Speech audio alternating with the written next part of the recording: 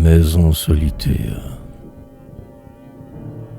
Je sais un coin perdu, loin de la grande ville, encerclé de coteaux et de buissons épais.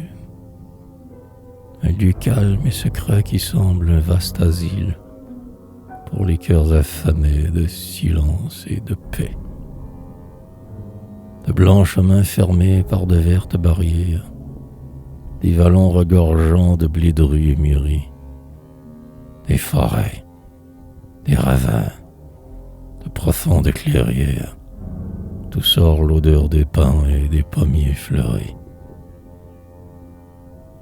Il n'est pas de montagne, une côte un peu rase où l'on voit, çà et là, fumer une maison, car de sa masse la montagne nous écrase et cache à notre rêve un magique horizon.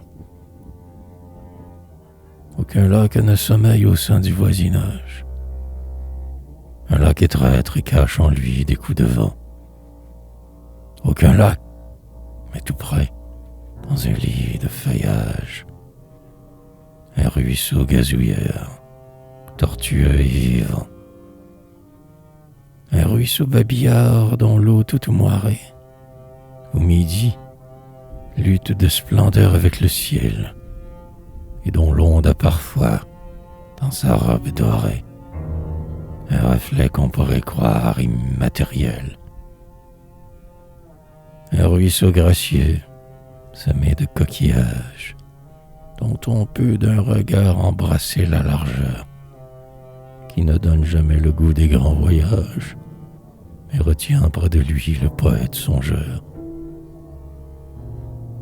Je sais un coin rustique, un paradis du rêve, où sont de vieux lilas aux rameaux parfumés, où jamais les aulniers n'ont vu tarir leur sève, où de jeunes époux jadis se sont aimés.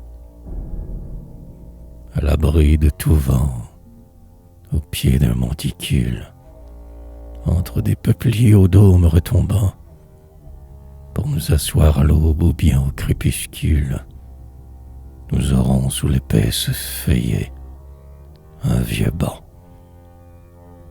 Et quand tout tombera dans l'humaine paresse, que le soir étendra partout son ombre sœur, nous sentirons alors ainsi qu'une caresse descendre sur nos fronts sa tranquille douceur.